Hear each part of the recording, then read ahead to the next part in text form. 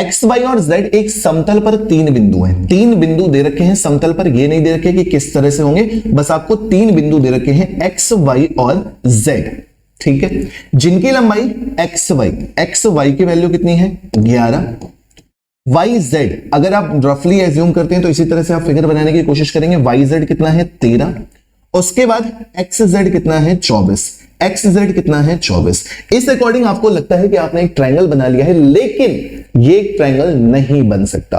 क्यों नहीं बन सकता? क्योंकि ट्रायंगल के लिए आपने एक प्रॉपर्टी पढ़ी हुई है कि ट्रायंगल में दो साइड का जो सम होता है वो हमेशा तीसरी साइड से बड़ा होना चाहिए, दो भुजाओं का योग हमेशा तीसरी भुजा से बड़ा होना चाहिए। तो अगर आप देखेंगे तो 11 और 13 का योगफल करेंगे तो कितना मिलेगा 24, जो कि 24 के बराबर हो जाएगा। इसका मतलब ये एक त्रिभुज नहीं बन सकता। और जब दो भुजाओं का योग तीसरी भुजा के बराबर है तो ये एक लाइन बनेगी, ये एक लाइन बनेगी। जब ये एक लाइन बनेगी ना, लाइन बनने का मतलब ये वाला पॉइंट x हो गया, ये वाला पॉइंट z हो गया, ये वाला पॉइंट y हो गया, यहां 11, यहां 13 और ये पूरा कितना 24। तो ये एक पूरी लाइन बनेगी। और जब लाइन बन जाती है तो 3 पॉइंट से जाने पर एक भी सर्कल नहीं बन सकता है। क्वेश्चन में यही पूछा था बिंदु x, y और z से होकर गुजरने वाले वृत्तों की संख्या, तो करेक्ट आंसर कितना हो जाएगा? ऑप्शन नंबर ए 0, एक भी सर्कल नहीं बन सकता।